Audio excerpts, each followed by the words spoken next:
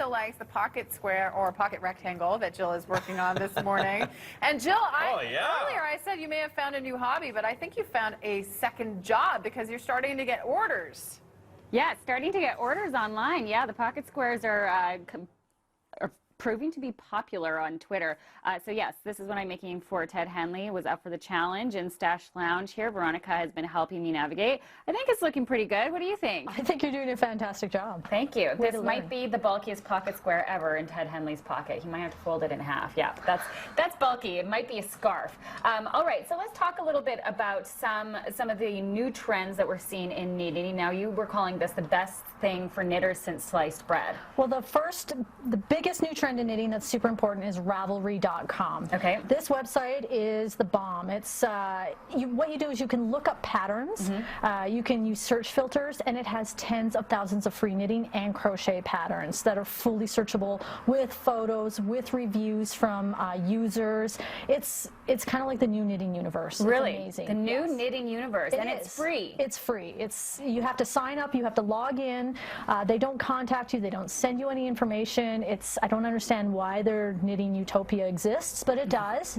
And we use it heavily here at Stash. We don't even sell patterns in shop. Really? We encourage people to go to Ravelry. Just hop online. Okay. Yeah. A new world that you can find on Ravelry.com. Yeah. Let's talk about this tool that you have here. What's this used for? Absolutely. So another important tool in knitting, like we talked about a virtual tool, this is a Swift, and we pair it with a ball winder because a lot of yarns now come in skeins. Okay. And so a skein is different from a ball of yarn in that you have to open it up. And it used to be one time, you know, your grandma would make you hold the skein with your two hands. Your hands would get tired. Yeah. This does that for you. So all you do is you put your skein on your Swift, you load it up onto your ball winder. Okay. Easy breezy? Easy breezy, and then you just crank it.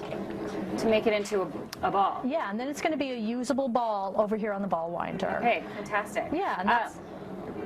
Awesome. Now, let's talk a little bit about product. Where do you, I mean, there's so many different varieties that you can select from here. Where do you get your product from? We try to bring in unusual items. For example, this is a hemp wool blend from Vancouver by Lana Knits. It's really warm and durable.